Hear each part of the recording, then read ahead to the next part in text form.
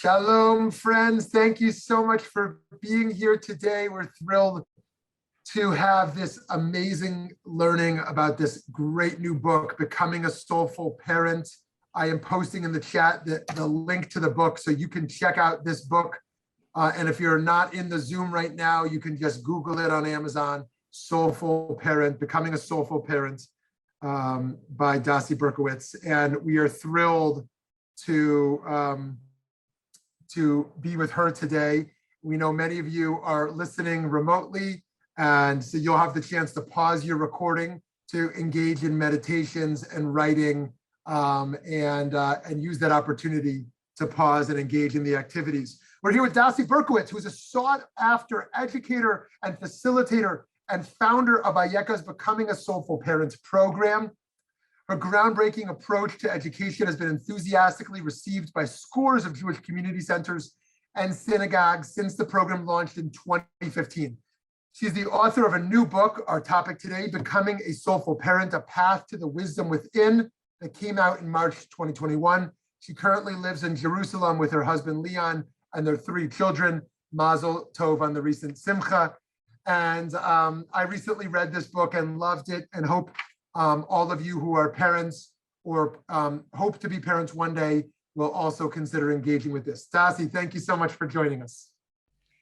Thank you so much, Rav Shmuley. It's really a pleasure to be with all of you. And we were just chatting a little bit before this went live that, the high holidays are coming up and Rosh Hashanah is coming up, and there's no spirituality and kind of spiritual practice more than our families and our family lives. And whether it's as a parent ourselves or it's as the position of being a child, we're all children of folks, or being a sibling, that the intimacy of our family relationships, where we just show up in the most real way ever, is really the laboratory for us to do so much of our growth and development as people and as human beings. So I'm really delighted to bring a conversation and to begin to grow and develop an awareness around what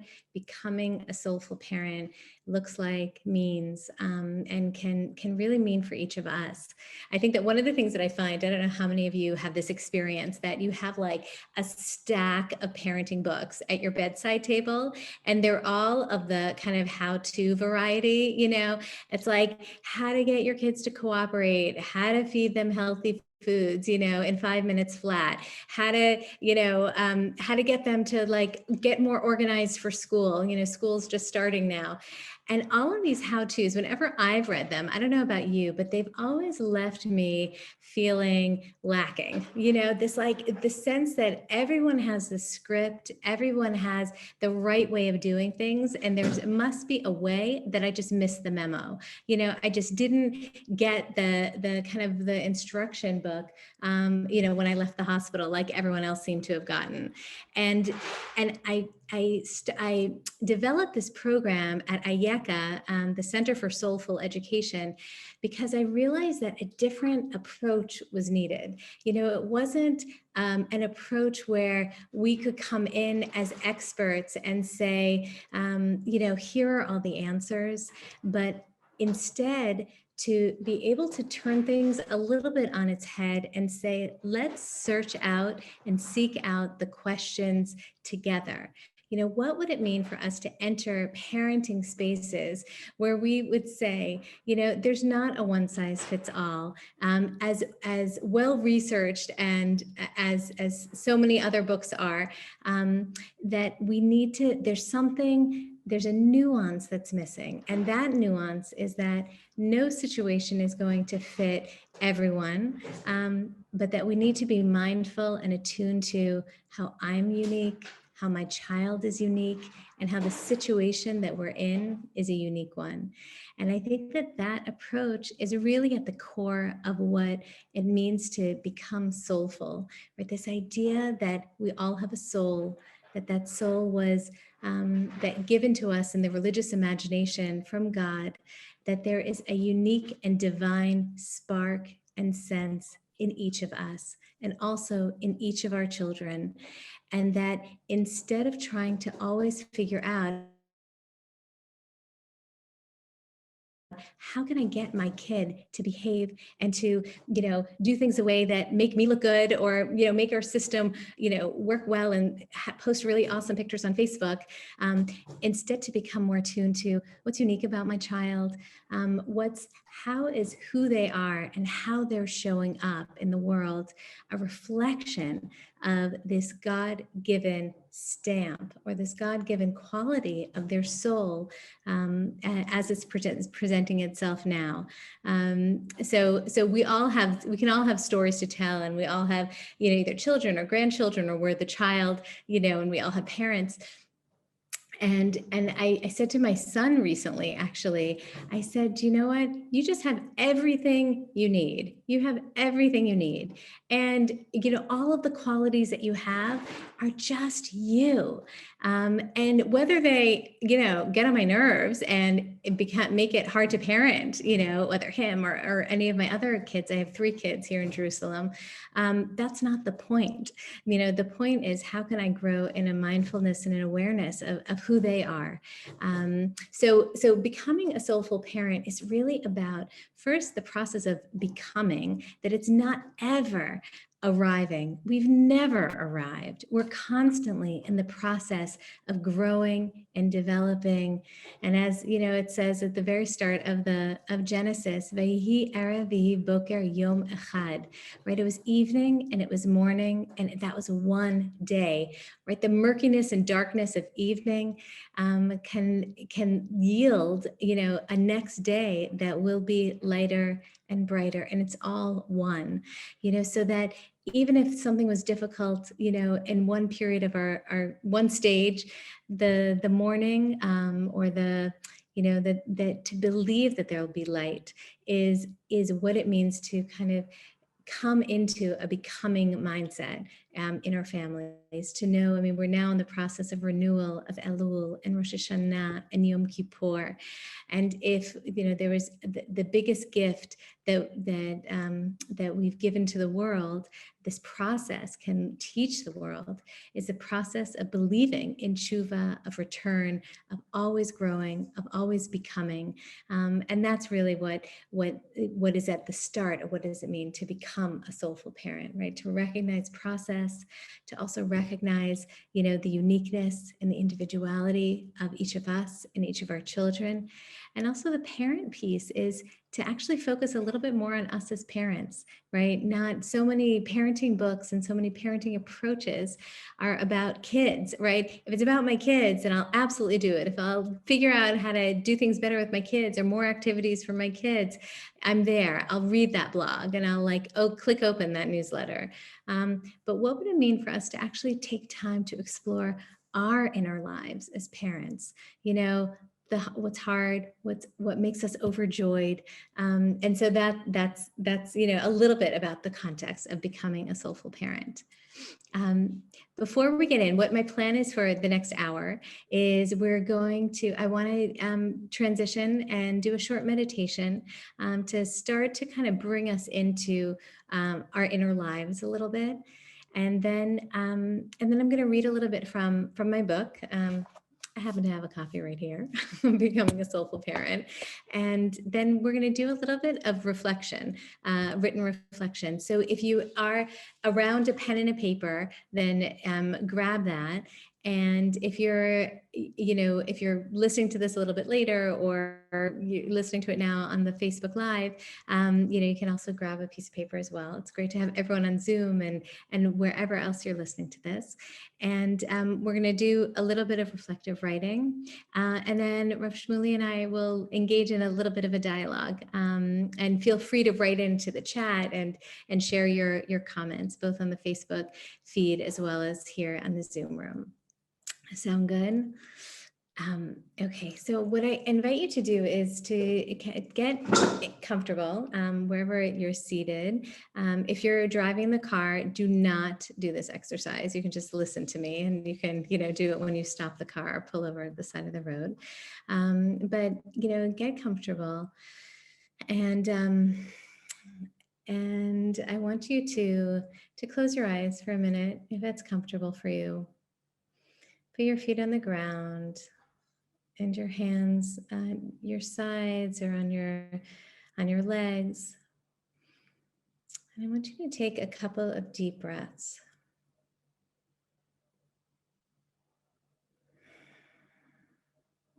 I find that sometimes someone invites me to just stop and take a breath. I'm so grateful for that invitation.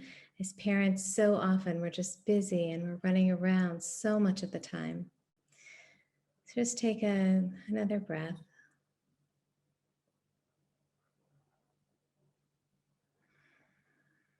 And I'm always struck by the word nishima. Nishima is the Hebrew word for breath. And it's also closely linked to the Hebrew word neshama, which means soul.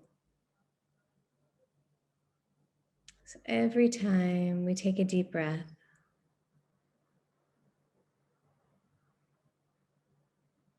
we kind of expand our inner cavity where our soul resides, kind of deep within us. We expand our capacity, we expand our recognition of this very special thing, this neshama. It says in the beginning of Genesis that God breathed the breath of life into Adam, and he became a living being. That Adam, the first human being, the first earthling, was simply an earthling, simply matter. And only in that moment, when God breathed the breath of life, Nishmat Chaim, he became a nefesh chaya, he became a living being. So this thing, this breath, keeps us alive, makes us alive. Our neshama makes us alive, who we are, vital.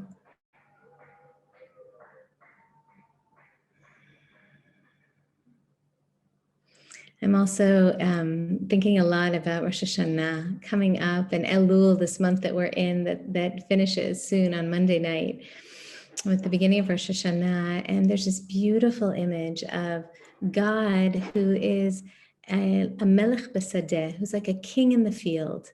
But on Rosh Hashanah, we have this image of God as a king. We coronate God. Whatever that metaphor evokes for you. But now, in this time, God is more intimate, more immanent, right next to us, just in the field. And I want you to just think for a moment of that kind of closeness, of walking with. Who in your own life are you walking with? Are you walking together with? Or do you want to be walking together with? For support, for love, for care in these days leading up to Rosh Hashanah. Just take a minute to visualize that for yourself.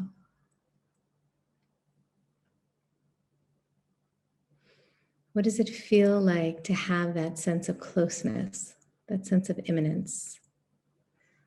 Someone that you love deeply. Could be God, could be someone else in your life.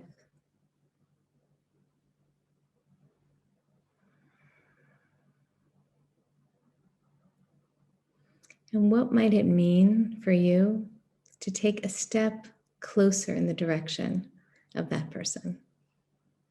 What would you need to do?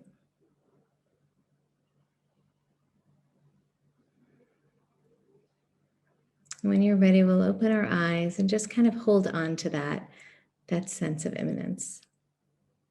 We'll join back together.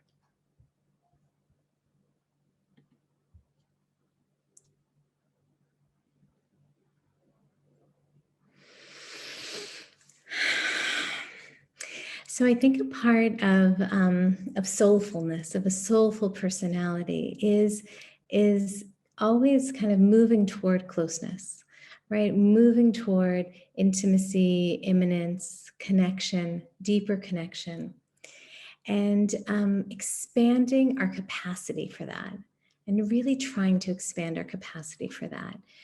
And I find that for me, one of the ways that that's possible is through prayer. And I'm thinking about it now because, you know, the high holidays are coming up, and this is a time when many of us are going to log many hours in synagogue or in prayer spaces, whether it's at home or in outdoors, or maybe in or over Zoom or on a synagogue setting, or even just thinking about the concept if traditional prayer doesn't speak to you.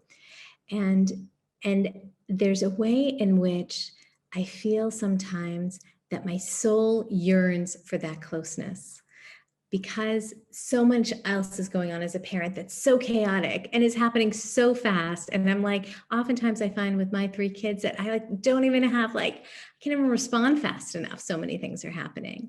And so to see the time that's coming up before us as just a little bit slower time, right? That we can gather ourselves, that we can consider our lives, we can consider the intimacies that we want to grow in. So I want to spend a minute just to read from a chapter that I have in this book about prayer, and then we're going to do a little bit of reflection.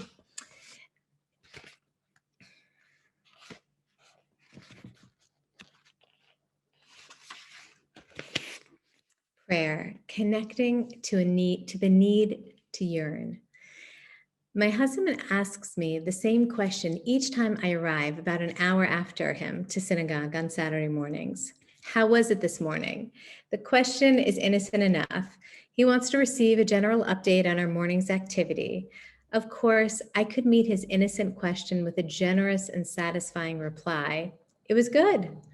My answer, though, is to sigh and to focus on my siddur, or prayer book. I take in the Hebrew letters, dependable, unmoving, unchanging.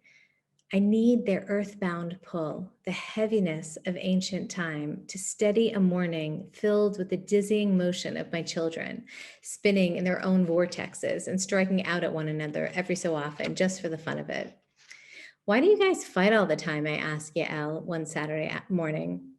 She looked at me with the grin of a preteen, slightly supersized on her young face. She was about 6 at the time.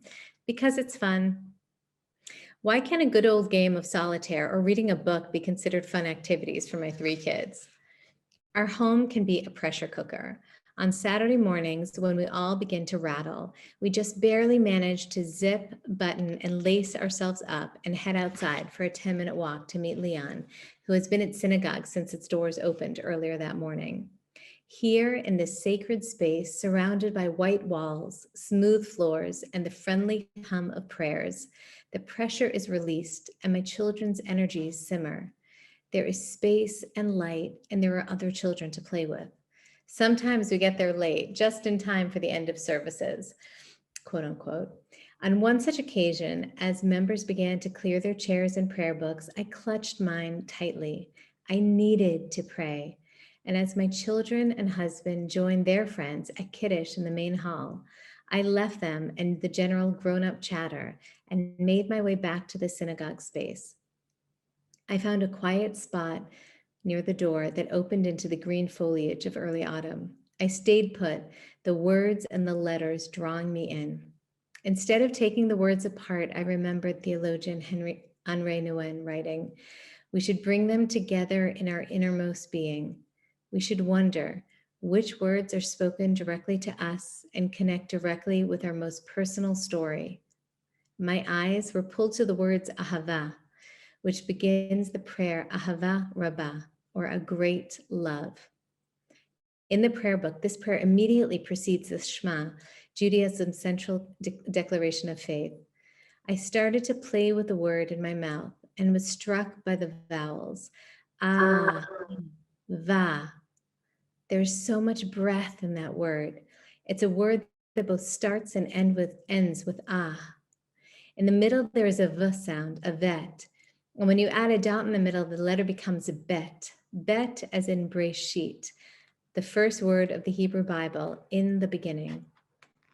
Over the span of that morning, I had sounded the first vowel, ah, with exasperation, and was waiting for the ah, the moment of release. In the middle, bet, a new beginning, brought on by the prayer that entered me. The words Ahava Rabbah opened within me a new awareness, as if to say, this great love of yours can hold everything.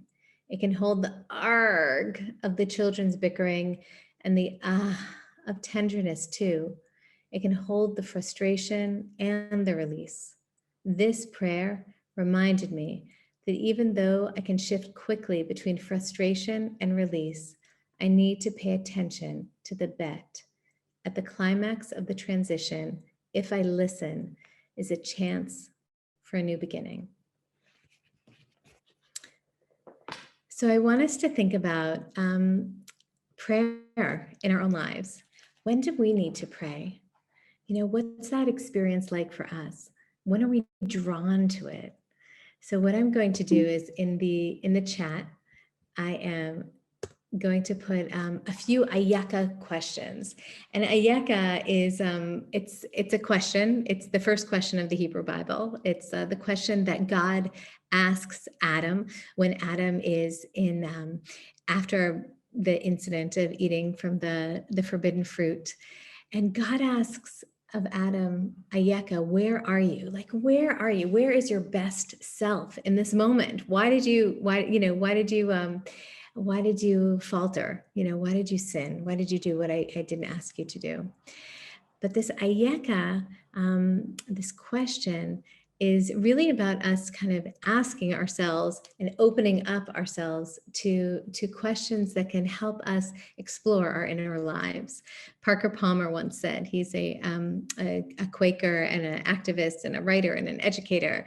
And he once wrote that sometimes when we're listening to lectures, we're really busy like writing notes on what other people are saying. And he said, don't do that. Turn the notebook around and take notes on your own life, lest you forget that you ever had the thought. So that's what I want us to do. I want us to take notes on our own life for a moment. And I put 3 questions in the chat. And these questions are, when was the last time you felt the impulse to pray? What were the circumstances of your life at the time? The second question is, what word or phrase, if repeated over and over again as a mantra, would give you a sense of calm and perspective and even direction?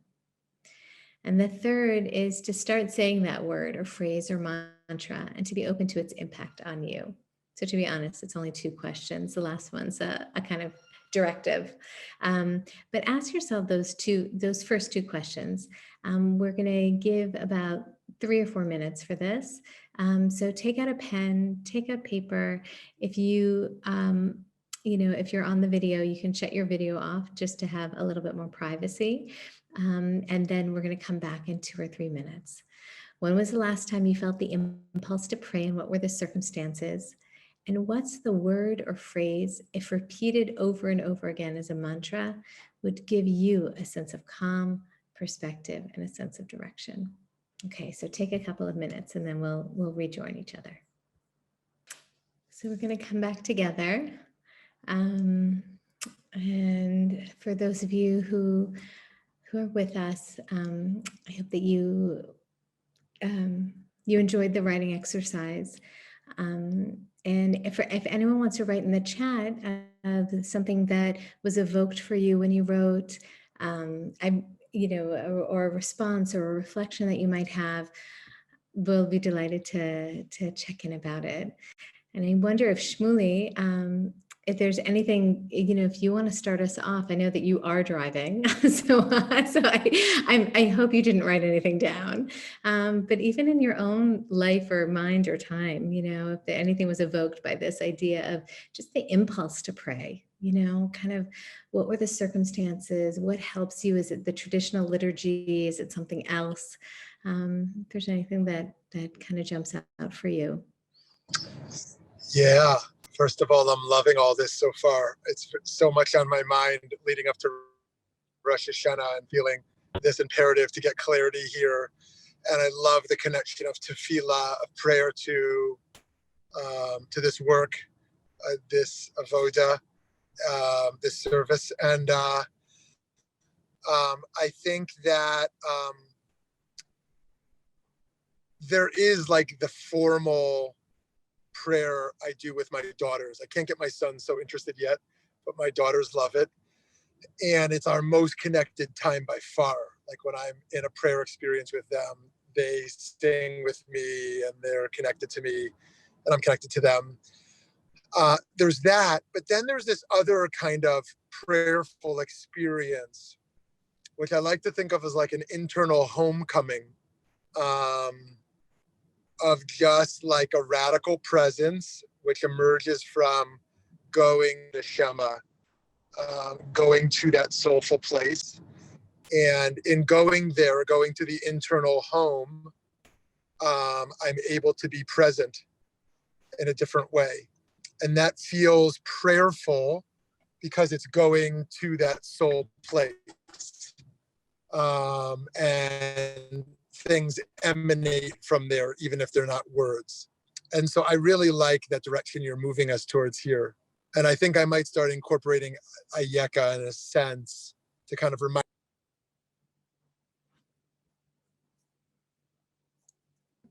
Oops. I love that. I love that idea. You know, this idea of this kind of coming home and this presence, and what it reminds me of is this this contrast between these two modalities. I think that we find ourselves in a lot of the times, and it's like a soulful place and an ego place.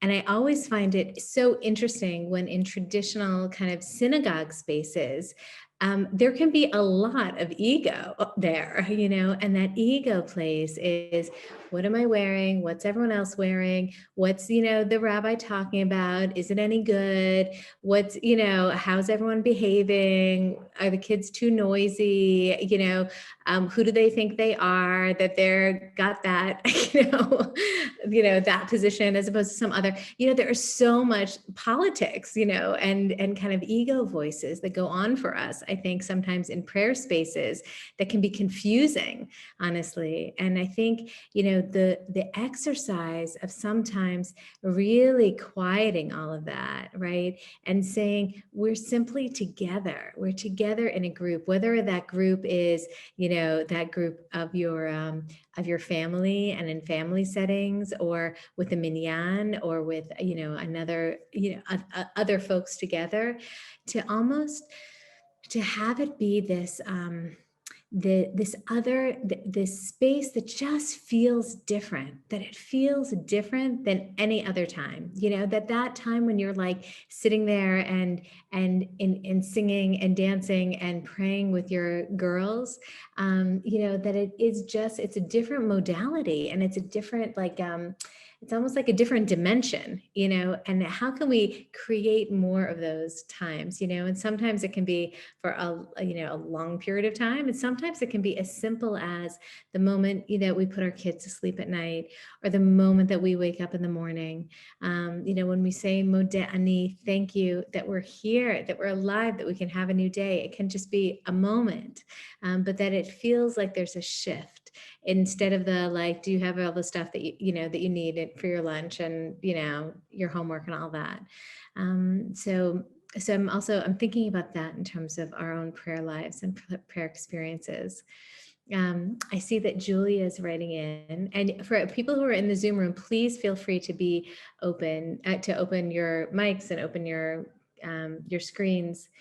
So Julia writes, the last time I felt the impulse to pray was seeing the shadows on the desert mountains when the sun was low in the sky. I think that's beautiful, right? This, you know, it's like this, you know, like, thank God for like Maaseh Breshit, for just like the beauty of the created world. And I think that so much of the time we're inspired by nature, and thank God for that, you know, with how we relate to nature now, you know, as sometimes it's just a pass through to get to our next destination. But to be able to take those moments in those awesome spaces, that's beautiful. Thank you, Julia. If anyone else wants to write in, or any other moments when they felt, you know, the need to pray, whether it's, you know, for that shevach, you know, just that praise of what they see around them. Sometimes it's because of a sense of mitzukah, or a sense of despair, that we need to pray. There are all sorts of motivations that we have. If there's anyone else that wants to write in, you're welcome to do that. And I'll interrupt, as I go. I think that one thing that Rav Shmuley was talking about was really the experience of bringing prayer to our kids. And I think that it's always a question, right? Like all these things that we want for our children. And I think that when we think about becoming soulful parents, what you said, Shmuley, was very deep in that it almost the sense of, and I wonder with your son who you said, you want to kind of bring along to it and he might not be there yet, that, starting with ourselves and modeling our experience with prayer and, them seeing us in prayerful spaces and prayerful moments. I always have this experience with my own kids that, the traditional standing silent meditation is always meant to be not interrupted, like you're standing with your feet together, you're taking the steps back, you're taking the steps forward. My kids are constantly like, where are the pretzels, Ema? You know what I mean? Like, where's my water bottle? Like, I have a boo-boo. Can I like eat that snack? It's like, I don't know why it's always around food, and I'm like, do you not see that I'm speaking to my creator and like you're in my way, which is like a little bit ridiculous because, they're created beings and I should recognize their godliness and all of that. And with that, I think that there's something profound about saying, a moment like this is important to me, and this kind of concentrated time and space is important, and to model that and for them to just see us in that space, I think will really make an impression on them. The way that many of us have images or recollections of, being maybe under a father's talit, our children might have the recollections of being under a mother's talit, or a prayer shawl, or a father's talit. And, and I think that can be really profound. Or Shmuley, are there other ways that you found of kind of bringing prayer life to your kids that have been, successful or even challenging in your own experience? I find myself to go there. Was that directed to me? Yeah. I mean, I don't want anyone else to jump in. But while I have your attention. Well, yeah, please do raise your hands if you want to jump in so we can see that, or just unmute yourself. But yeah, first of all, I totally relate to the question of interruptions, child interruptions in tefillah, and feel like I tend to pray in the kitchen. And that's where the questions about food also come. And I'm always deciding which age do I want to make clear I'm responsive to them, and at what age do I want to make clear that they're going to have to wait. And so I very much relate to that tension. And always think about Abraham at the tent, deciding to break divine consciousness in order to respond to the human need. And I go back and forth with how to relate to that. But I think one of the things that you're sharing is raising for me is the issue of rutzon. That I think a lot of difficult parenting moments for me have to deal with rutzon. Like there's clash of will in lots of different ways. And I think of tefillah as like a little bit of a realignment towards Ratzon Hashem, so to speak. Like, let me think how to use less religious-y terms for that. Like sort of the, our purpose in the world, our, divine purpose, divine will in the world, letting go of ego to tap into that. And I try to think like, how does tapping into Ratzon Hashem, into tefillah, inform a clash of Ratzon in the home? And I wonder if you have any thoughts on that bridge. I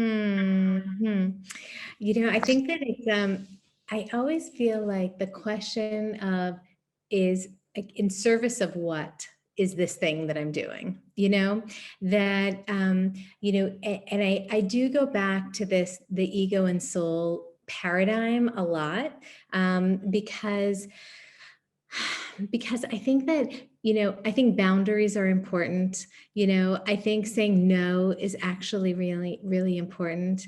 I think, I think, sometimes this sense of I'm the parent and I say so and that's why is, is very harsh at times. And if it's because if it's in service of like being respected and having our children listen to us and do what we want them to do because it makes our lives easier, that's one thing.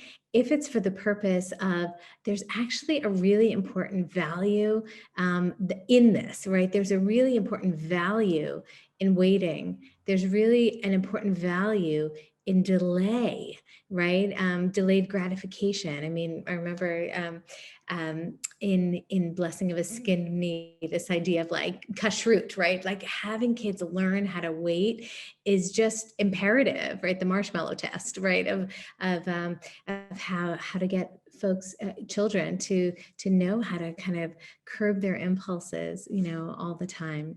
So I think that it sets, but being able to ask ourselves, what's this in service of? Is it in service of a bigger teaching or value that I want them to really learn? And they're going to learn it in all sorts of ways. And me, putting a rule or a boundary is one of them. Or is it in service of me, of me not feeling insecure as a parent and wanting my children to respect me and what I say, and just because. So that's a little bit of what I'm thinking about there. I also think there's something about the religious personality of children, and the importance of cultivating the religious personality of our kids. Lisa Miller writes a lot about this, PhD. She wrote the Spiritual Child, and she writes a lot about this sense that children have a spiritual intelligence that oftentimes parents don't know how to cultivate in the same way that we know how to cultivate their logical intelligence, their, spatial reasoning, their, reading intelligence, etc.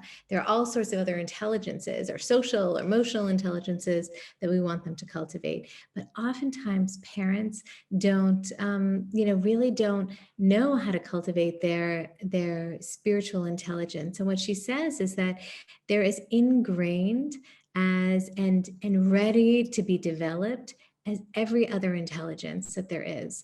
So I think about that a lot in terms of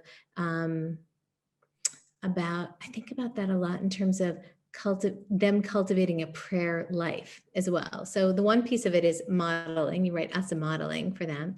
But another piece is how can we bring prayer and prayerfulness into the everyday, not only in the prescribed times, right? Not only in the morning and in the evening, not only on Shabbat or during the Chagim, but all the time. And what does that mean? That means noticing. That means being grateful. That means saying thank you, but not in the say thank you because you have to say thank you kind of thing, but just like, what do you want to be thankful for? Like, what happened to you? Like just now, a few minutes ago, today, that you noticed that you were grateful for. What do you find? This is a favorite activity of ours that my kids are now older, so and they're Israeli, so they're getting a little cynical. But when they were younger, it was just like riding to school in the morning and asking them to notice what they found beautiful. Julia, who wrote in about the mountains and wanting to just, pray because of the beauty that she saw. But to invite our kids to say that too, or to notice that also.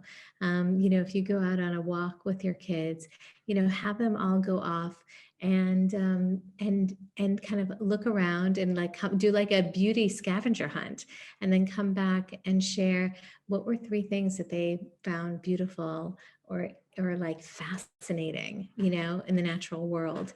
Like those kinds of just bringing that consciousness into our everyday can sometimes shift us from the entertainment laden reality of our kids' lives, which is very screen heavy, or the consumer, nature of their lives, to the more appreciative and thankful, or cultivating those appreciative and thankful qualities of theirs.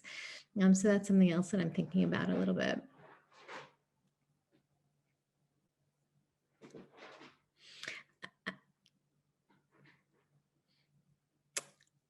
I'm wondering for other folks, if there's anything that's coming up for you as we're speaking that you want to share out, where prayer meets you, maybe, times when you found it really hard to pray, or that this doesn't actually relate at all to you, or to your kids. Is there anything that comes up for you?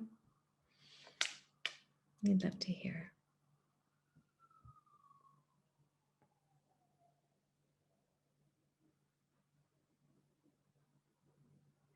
I think that when I'm just noticing, the different generations that are here on this call together, and I'm also wondering about that intergenerational piece.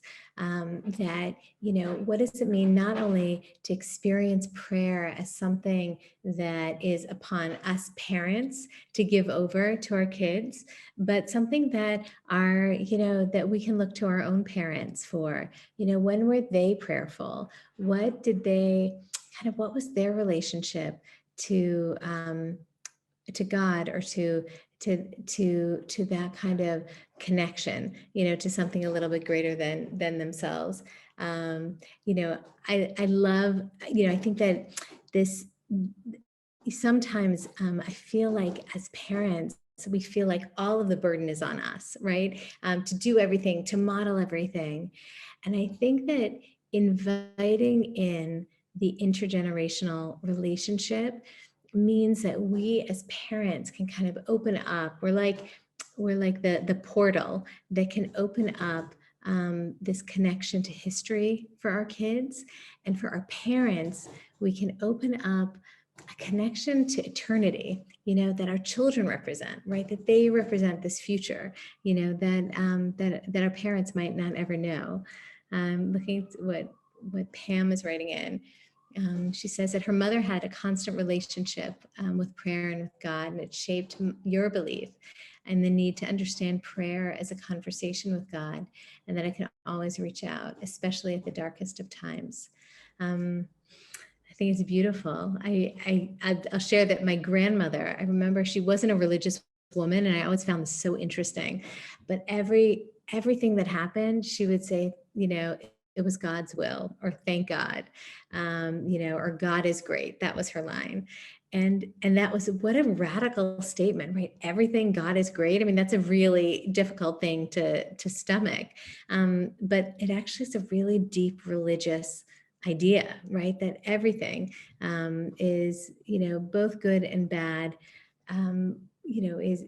is potentially a part of it, some divine will that we're able to relate to. But beautiful. Any other ideas or thoughts that kind of come up for you here?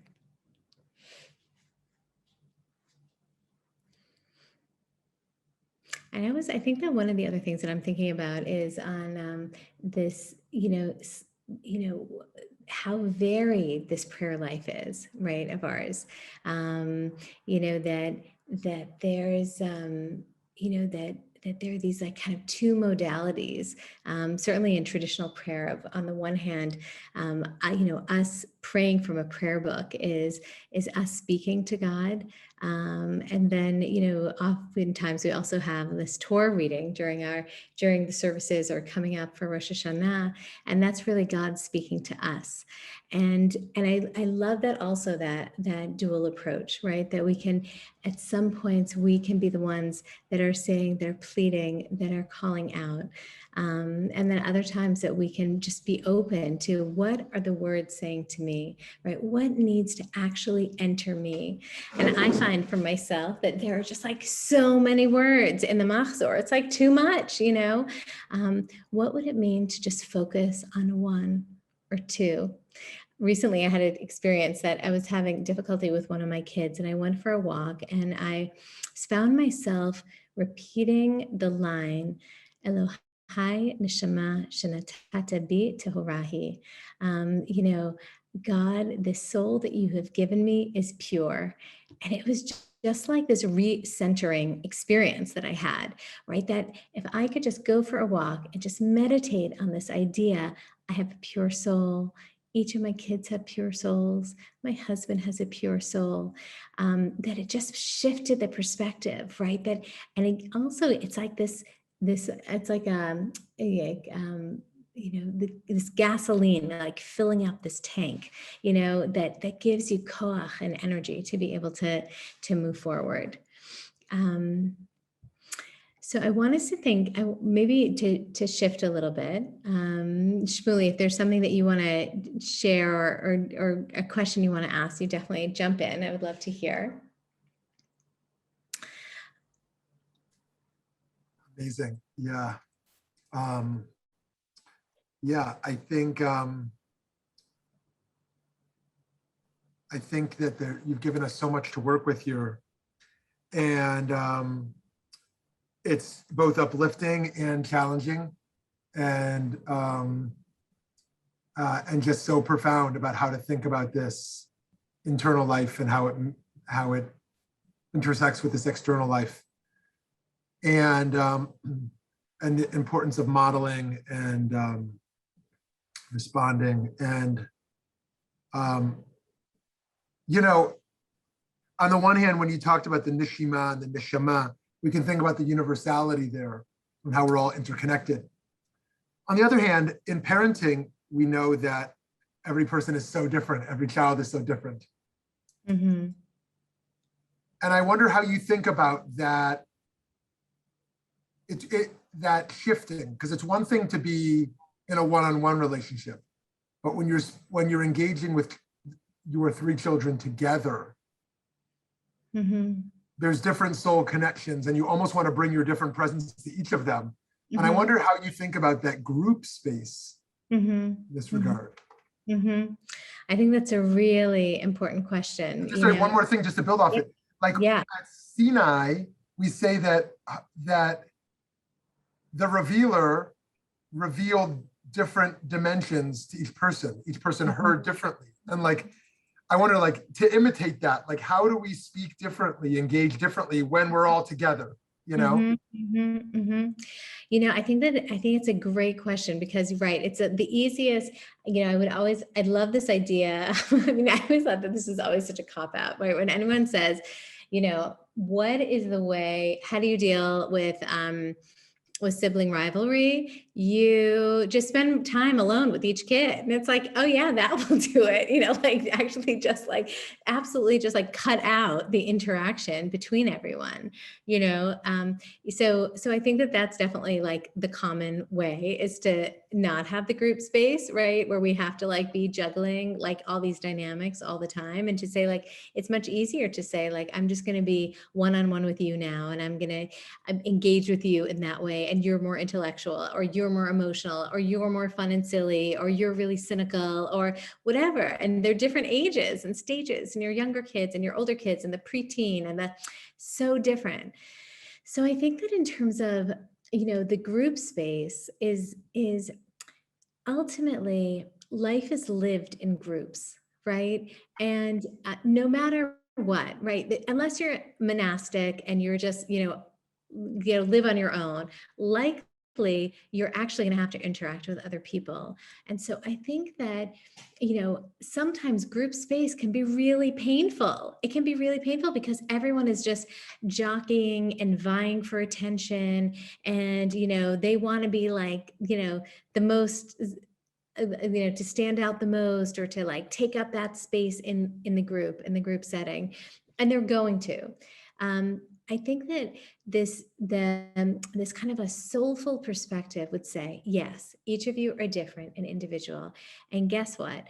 Each of the ways you're acting and interacting are life lessons for each other about how to act and interact. We had this talk the other Friday night. We're here's the deal, guys. You're all gonna always annoy each other. It's just gonna happen. I'm going to annoy you. You're going to annoy us. That's what's going to happen in our family life.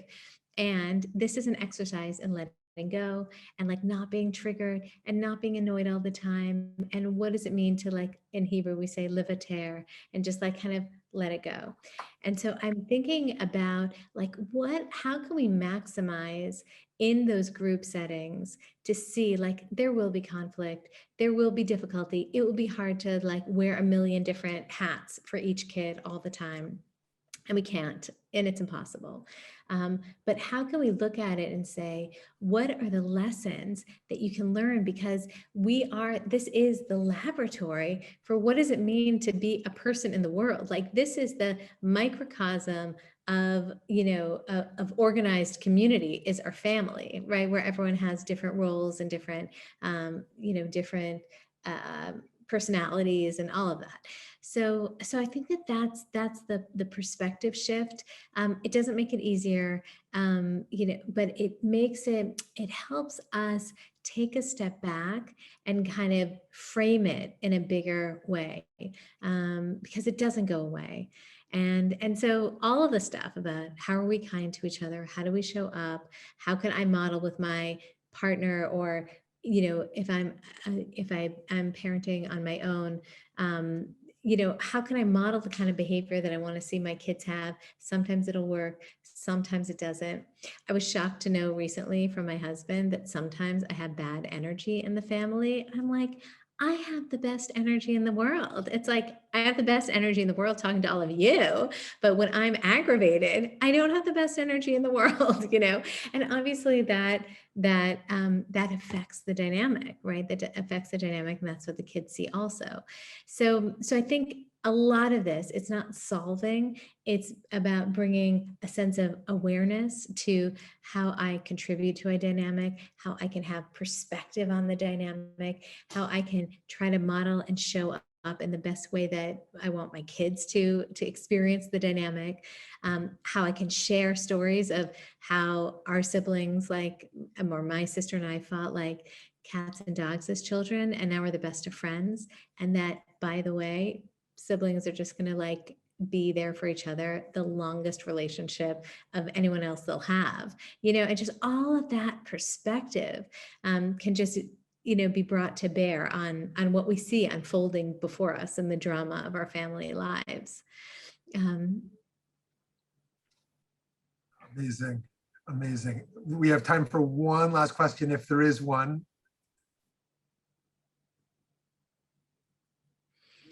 Okay, friends, we hope you will check out this book, this amazing book, Becoming a Soulful Parent. And not only read it, it's a blessing that there's activities in there. You can really spend time with it. And that's one of the amazing added benefits. Thank you, Dasee, for this awesome session. And we wish everyone a Shana Tova, rejuvenating, soulful, healthy upcoming year. Amen, amen. Thank you so much for having me.